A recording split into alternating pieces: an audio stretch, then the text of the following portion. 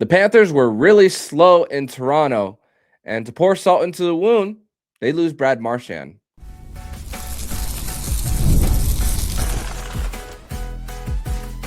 You're Locked On Panthers, your daily podcast on the Florida Panthers.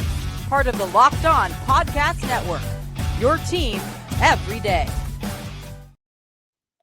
And welcome into this Wednesday, January 7th edition of the Locked On Florida Panthers podcast. We are part of the Locked On Podcast Network, the nation's #1 sports podcasting network, and we are your team every day. Thank you for making the Locked On Florida Panthers podcast your first listen of the day. I'm Armando Velez from the Hockey News. You can follow me on X at MondoMan12. That is Jacob Winans joining me on another edition of Winans Wednesday here on the Locked On Florida Panthers podcast. You can follow him on X at JakeW_8. Shout out to the everydayers who come back here and get your daily Florida Panthers fix. Today's episode is brought to you by FanDuel. The wild card round is here, and FanDuel is officially in playoff mode. So visit FanDuel, an official sportsbook partner of the NFL, and grab your profit boost pack every NFL playoff game day. You can do that all on FanDuel. So the Florida Panthers started their road trip in Toronto for the first of 6 in the 6, and it started off with a lot of chirping and trolling from Brad Marchand, saying it was between Florida and Toronto that he was going to sign with, discussing about feeling bad for the Maple Leafs, discussing how the fans were going to run, how they did, in fact, run Mitch Marner out of town. And for the Panthers, it was a very slow first period, and it continued on into the second as the Toronto Maple Leafs were getting a whole bunch of breakaway opportunities and chances off of the rush. And although Sergei Bobrovsky did stop a quality chance against Austin Matthews, the Panthers had an opportunity to go into the first intermission, tied at 0, but a goal right before the intermission, and then less than a minute after, had the Panthers truly behind the 8 ball. The Leafs add another one.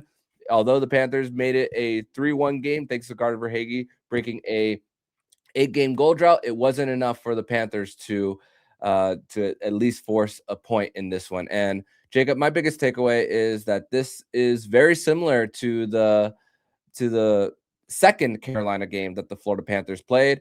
I know that when you look at the box score and you look at it, you'll see how the Panthers had more shots on goal, more shot attempts, but you zoom out and you break it down by period.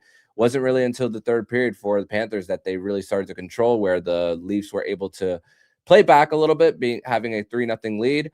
But this kind of reminded me of that second one right before the Panthers made that comeback, as the Panthers look very slow on the night. Already without Seth Jones, they lose Brad Marchand right before the third period. And the physicality for the Leafs, they were up to the challenge with the physicality versus the Panthers. Yeah, I didn't like their game really at any point. Even in the third period, they got a little bit more control.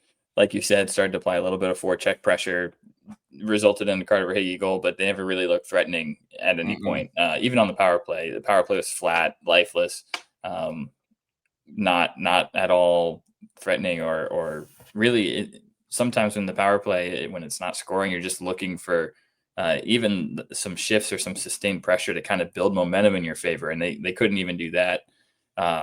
Defensively, I can live with them getting outscored or getting outclassed at times, just given the quality of players that are missing right now.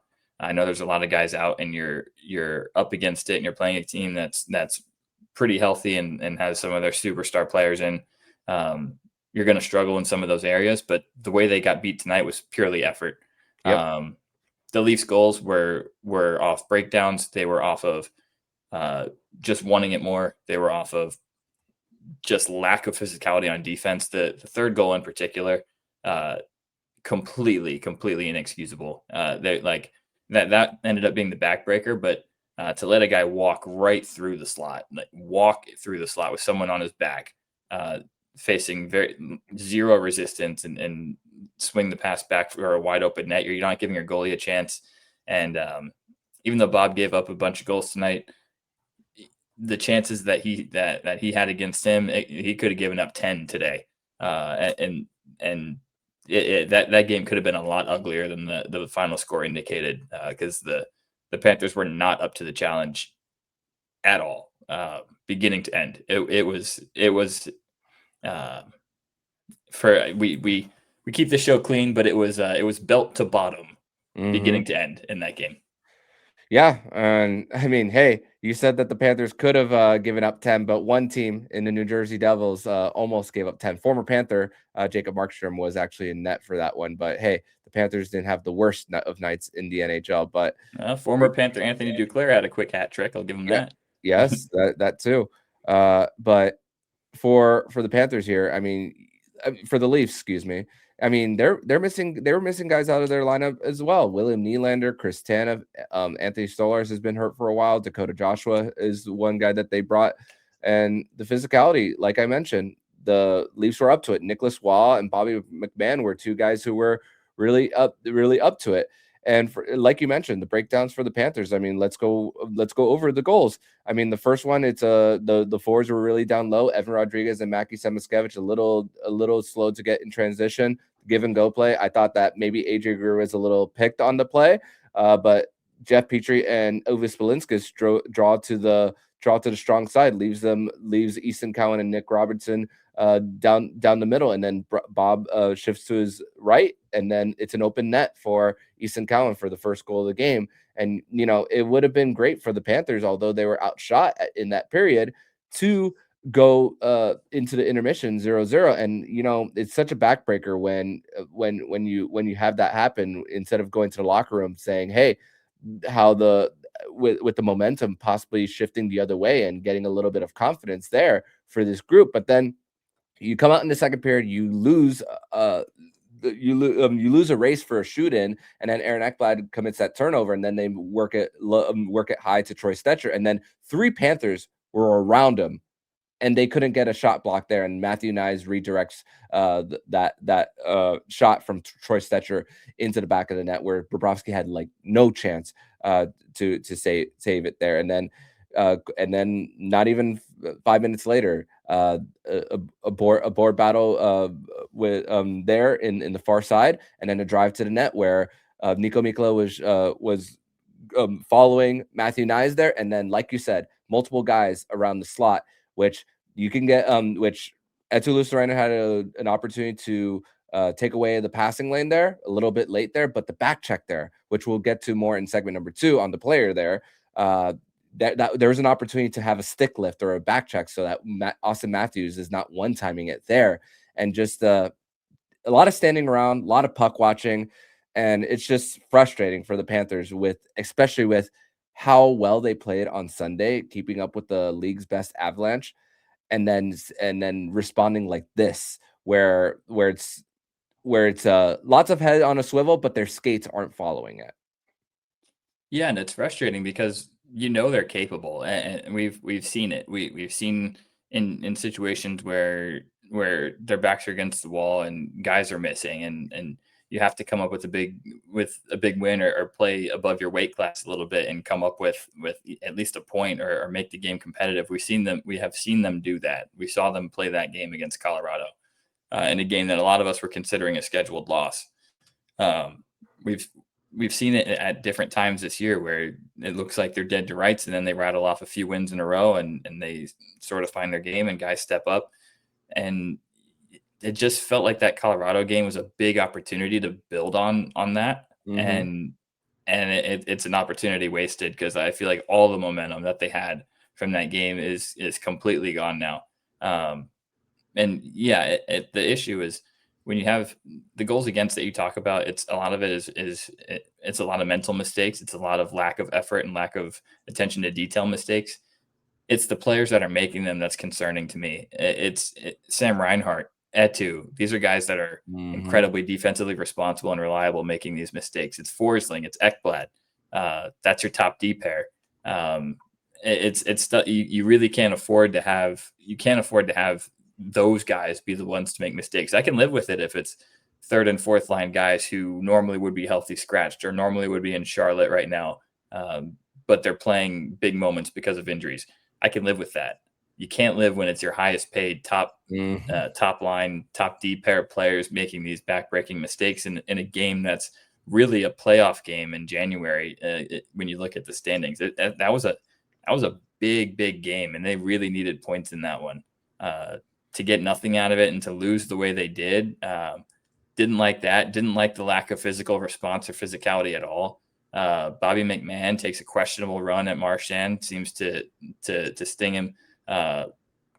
What I thought was a pretty late and questionably dirty hit on Uvis Balinskis, sort of a half-hearted attempt at standing up for him. I mean, that's not the Panthers' identity at all. Yeah. You can't get bullied around by a team like Toronto. That's not what the Panthers are about, and that was concerning to me also.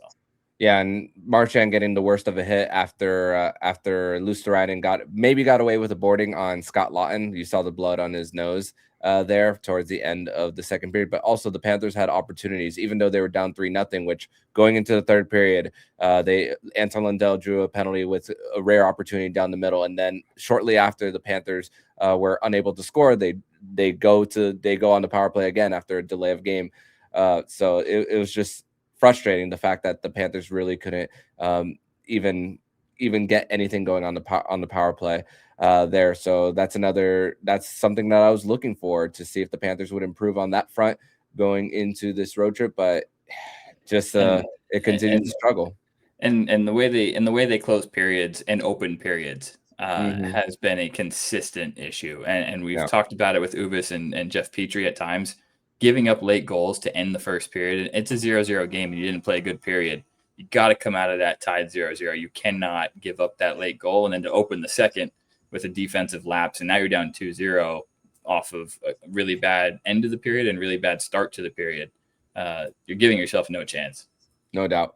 And I believe that is a little bit of a teaser of which direction we are gonna go when we discuss our 3 duds of the game, as well as the moment when we knew the game was lost. We'll discuss that next here on the Locked On Florida Panthers podcast. Today's episode is brought to you by FanDuel. And the wild card round is here, and FanDuel is officially in playoff mode. Every game day during the NFL playoffs, FanDuel is giving customers even more ways to get in on the action, because right now, every NFL playoff game day, FanDuel users get a profit boost pack waiting for them inside of the app. Each game day, you'll see a pack loaded with multiple profit boosts you can apply to the bets you like most. Open your profit boost pack first thing on game day and see what boosts you want to apply. The boost lets you lean into your game day instincts, whether you're backing momentum, defense, quarterback play, or coaching. You make your picks, then apply your profit boost to go after even bigger payouts while the playoffs get rolling. So visit FanDuel, an official sports betting partner of the NFL, and grab your profit boost pack every NFL playoff game day.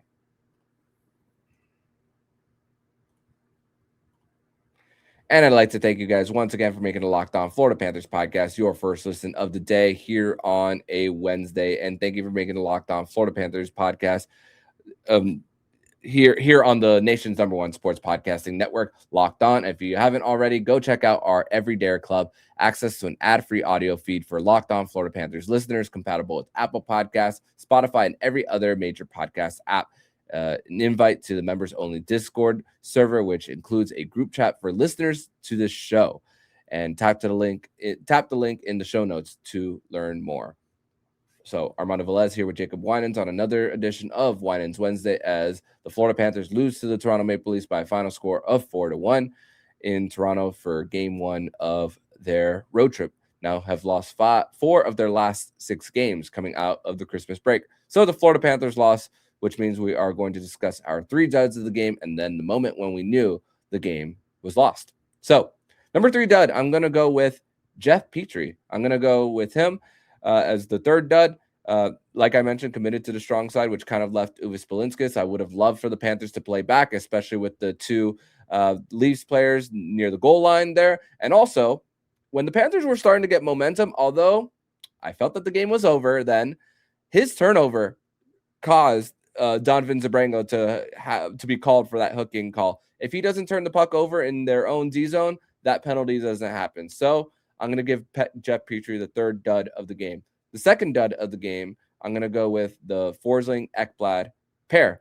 And like you mentioned, the opportunities that the Panthers gave up, you have a higher standard when it's your star player. And to think that there is also another grade A opportunity off a breakaway from Steven Lawrence, that the Panthers were lucky that was called no goal, because of a far angle I thought the puck crossed the goal line, but the closest angle had Bobrovsky's pads just on the goal line to make it not enough evidence to overturn theirs. But I'm gonna give Ekblad Forsling pair the second dud.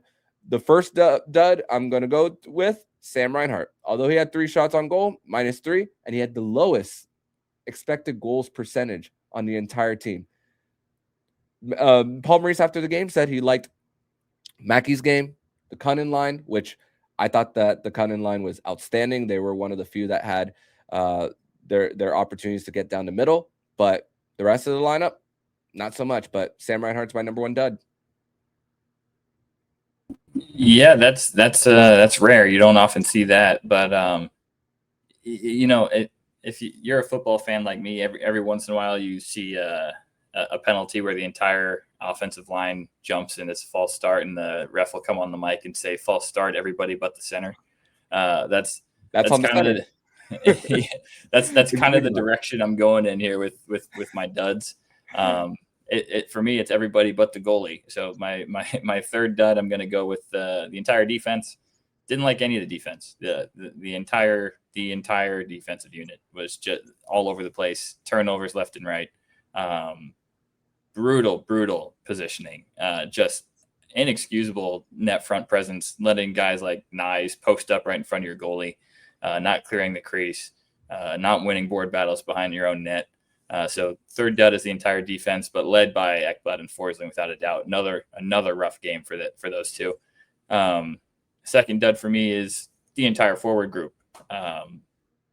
No legs, no forecheck, not connecting on passes, losing one-on-ones, out of position, playing up way too far in the play and then not getting back and putting your defense in a horrible spot, especially late in the period, beginning or end of the first period.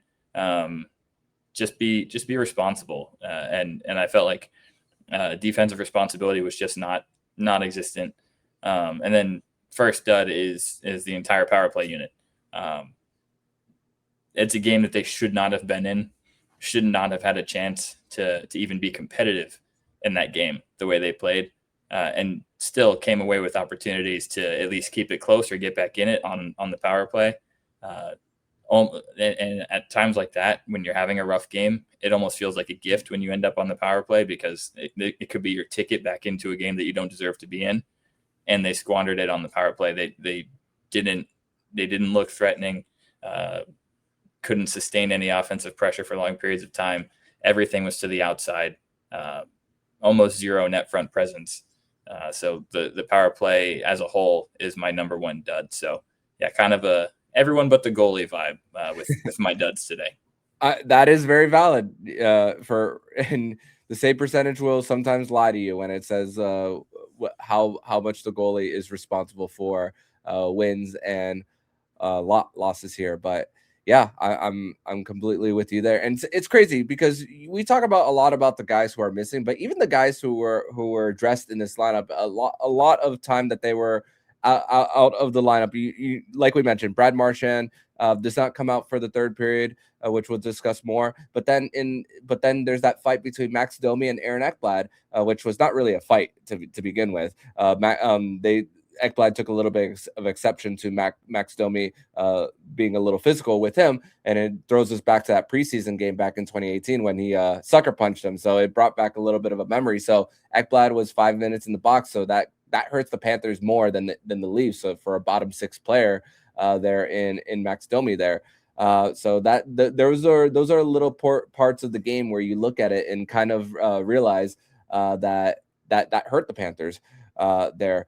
But also for this one, the once again, the physicality for the Leafs that really stood out as far as being ready to play there. And I think that's really something that the Panthers were kind of shied away from, and it really cost them in like these board battle losses that created these lanes to the net, and not one but two transition opportunities that Sergei Bobrovsky stopped on Austin Matthews, and especially one being while the Panthers were on the penalty kill as well.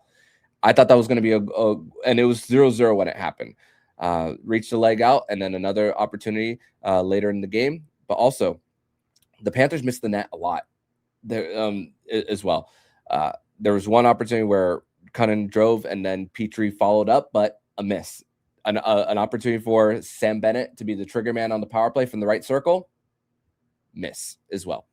But the one opportunity that the Panthers were able to get was a mistake by Joseph Woll, not getting the puck cleanly from his stick, and then Carter Verhaeghe scoring, which broke a goal drought of 8 games. But let's go to the moment when we knew the game was lost. And for me, it was the Matthew Knies goal, coming right out of the first intermission, which you spoke about it, how you end periods and how you start.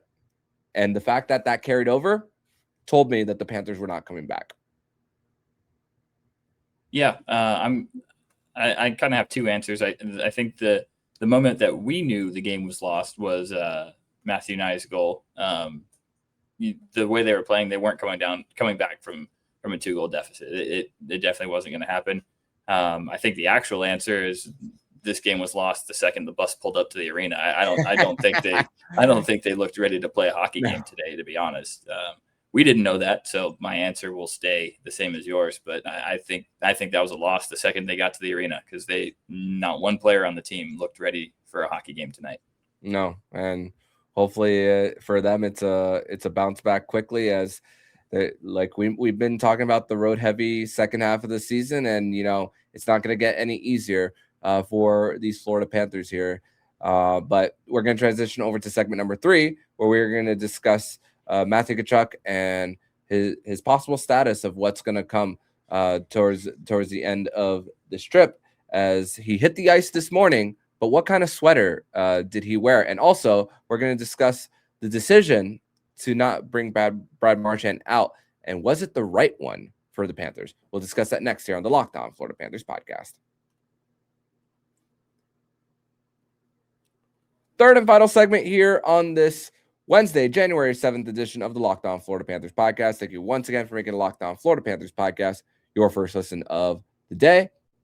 And I do want to send my congratulations to Panthers prospect Sandis Vilmanis for making the the Latvian Olympic team for Milano Cortina this year. So him and Uvis was one of the first 6 names, so we already knew that he was going to be part of the team. So congratulations to Sandis on making it. And also Linus Eriksson, Panthers prospect, hasn't signed his ELC yet, is playing currently in Sweden, 2nd round pick for the Panthers just last year.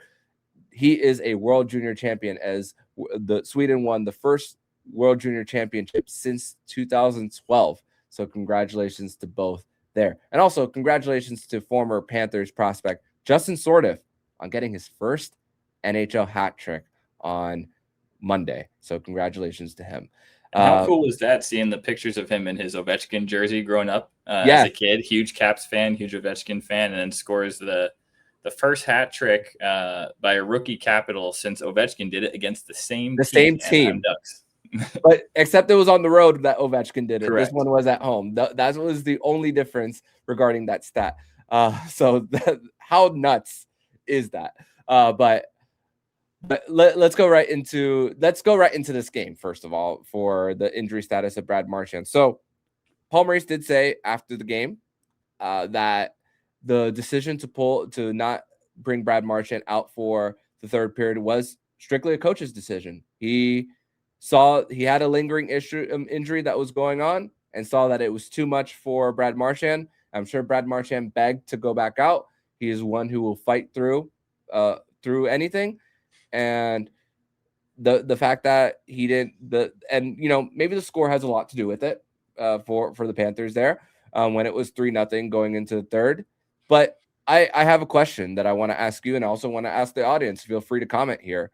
The Panthers with this decision went to a live to see another day kind of mindset. We've seen how the Panthers have been able to come back twice against Carolina, Columbus when it was 4-1, Los Angeles. Is it appropriate, do you think, to continue to have that mindset this late into the season where we're over 50% through? It's tricky because it's a division game and it's a tight playoff race, and these are important points right now. But I'm gonna err on the side of caution on this one, just because I think it's important to just take a realistic look at this season. This is a 37-year-old Brad Marchand, by the way, who over the past few years has had his fair share of injuries and missed some time. When the Panthers traded for him, he was on IR. He's signed for several more years. You want to get the best out of him for as many years as you possibly can, and he's 37 years old. It's a game that's probably out of hand. The rest of the team doesn't look good. I don't really have a problem with not throwing him back out there, especially given that he was going to be a target the entire game. I don't have an issue with that. And I think as a whole, looking at this season, it's far from waving a white flag. I wouldn't say anything like that, but I would say we need to be realistic about what this season looks like. And I don't think you run anyone into the ground and make them play through something or risk injuring something more seriously when, one, you have so much talent on IR right now. You don't want to make that situation any worse. And also, it's a season where expectations are going to be a little bit lowered, and no one in the Panthers building is going to say that. No one on the coaching staff, no one on the team is going to say that they expect anything less of this year's team compared to the past couple of years. But that is the reality. It's not the same juggernaut team that's expected to win a Stanley Cup this year. It's just not, and it's not worth risking anyone's long-term health, especially a guy who's pushing 40 years old soon here, and you need to get the best out of him for a little while longer. I don't have an issue with caution, and I do think the decision may have been different if we're talking about a guy who's coming up on Olympic break here and is going to get some time off. But this is a guy who was picked for Team Canada, wants to play in the Olympics, is not going to have a rest or a break like everyone else. You got to be careful, and so I understand it. And I don't want that to sound like I'm excusing a guy not playing right now to save himself for the Olympics. That's not at all what I'm saying. What I'm saying is you have to understand that this is a guy who won't get the time off to rest and heal that everyone else is going to get during that time period. So you have to be responsible. Yeah, and I totally agree with you there. And to think that he's carried such a load, and the fact that if you were to put him out there, even if he doesn't miss a game and he takes one hit that'll hurt his ability to move or even to stick handle, that is going to hurt the Panthers as far as possible production-wise later on in the season. I know that there's going to be less of a load on him when Matthew Tkachuk does come back, which he shed the non-contact jersey off of morning skate this morning on Tuesday, and possibly could return during this road trip. I'm looking at that game on Saturday against the Ottawa Senators, the Tkachuk Bowl. But I'm looking at this as a, hey, you there's a lot of mileage on Marchand. So he's already done so much for the Panthers in such a short amount of time that you don't want to, and it goes back to a quote that Paul Maurice even said, because of these guys going through the gauntlet of the Stanley Cup playoffs, 314 games over the last 3 seasons from the 2023 run to just last year. I know Brad Marchand wasn't necessarily a part of all 3 of those teams, but he's made long playoff runs with the Bruins. He has over 150 playoff games as well. It's not worth risking one here in game number 42 of the season when there's still 5 more games on this trip against division opponents. maybe he's back. Who knows? Maybe I doubt if the Panthers practice tomorrow that he'll be on the ice, but it may be a situation where he might take the option for skates and play some games there, because with what's already missing, you got to preserve something, because hey, there might be a little bit of a fire when Matthew Tkachuk does come back, but the Panthers could be another injury away from it falling off completely. It hasn't yet for them. The Seth Jones one, man, on that back on end, thankfully it's not long term, but it's more of that treading water that we continuously talk about for this team. Yeah, and we talked about Seth Jones' injury being, holding our breath, because that thinking that could be the one that finally breaks what feels like a house of cards right now. Just sort of like pieced together and hoping no other pieces fall off, or else the whole thing could collapse. That Seth Jones injury definitely feels like it could be that, and he's week to week right now. They expect him back before Olympic break. It's going to be a rough several games without him. That's a massive hole in the lineup. So what you really can't have is any additional injuries to the forwards, and Brad Marchand in particular. He probably more than anyone else on the roster is the reason the Panthers are even within striking distance at this point in the season. Mm-hmm. If not for him playing well above what anyone thought he was capable of at his current age, but even well above his career averages. I mean, has been on pace for a ridiculous amount of goals compared to what he normally scores. And like, he has stepped up more than anyone else on the roster. And if he's pushing himself through something and he just can't go right now, it's time for the rest of the roster to step up for Brad Marchand instead of Brad Marchand stepping up and pulling the weight for the rest of the roster. If you're serious about contending this year and you want to give yourself a chance to get healthy and have those guys play meaningful games at the end of the season, or make a playoff run that allows Barkov to get back in the lineup, if you're serious about that, then you're going to have to step up and carry the load for a guy who's been carrying the load for you through 50 games. So if Brad Marchand can't go right now, and you have to preserve his health a little bit and give him the opportunity to get healthy and get through the Olympics and have a strong finish to the season the same way he started the season strong. It's gonna take a group effort from other guys stepping up and carrying some of the load that has been on his shoulders to this point in the season, and that's a challenge that the rest of the guys are going to have to take on. It's unfair to ask him to continue to play through stuff that when he's been carrying the bulk of the offense and being the locker room leader and the loudest voice and sort of the face of the team so far this season. He's doing a lot. No doubt. I'm looking at Mackie Semenskevich to stand up. Carter Verhaeghe, although he broke a 8-game goal drought, hopefully this is the start of a new point streak for him. AJ Greer, I mean, I wasn't expecting him to even hit a career high in goals, but hey, that elevated role, maybe we see some of an elevation of play in these next few weeks. The Panthers are really going to need it here. And yeah, Sam Bennett's point streak came to an end, but hey, hopefully he goes back to playing like he did during that point streak. Then it's just hopefully this is an outlier performance, but Panthers have lost 4 out of 6 coming out of the Christmas break, and impressive wins there against Washington and recently Colorado. But look at the teams they've lost to. A team in the New York Rangers, although they lost Shesterkin and Adam Fox, that's a team that you've been able to play well against over the years. Montreal has now flipped the script, and that's the Panthers' next opponent. Crazy enough.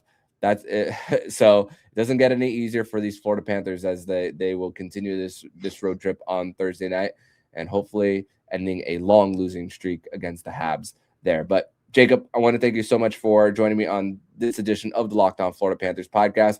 Panthers take the L, and hopefully the Panthers will turn it around soon, and more importantly, get healthier.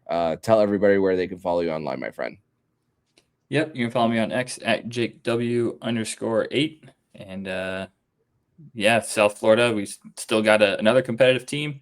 Going to say the same thing I said last week. Go Canes. Let's get to the Natty. Yep. I'll be simulcasting that game along with the Panthers Habs. Matthew Tkachuk did not get his wish from pushing that game up. So sorry, Matthew. But Jacob, thank you so much, and see you next week. Looking forward to it. Thanks. And if you like what you're hearing, please subscribe to the podcast to be notified every single time the Locked On Florida Panthers podcast jumps into your podcast feed. Don't forget to also subscribe to the other shows on the Locked On NHL Network, including Locked On NHL, Locked On Fantasy Hockey, Flip Livingstone and Stu Roden, and Locked On NHL Prospects. Thank you once again for making the Locked On Florida Panthers podcast your first listen of the day. So I'm Armando Velez with Jacob Winans, and you've been listening to Locked On Florida Panthers podcast, part of Locked On Podcast Network. We're your team every day.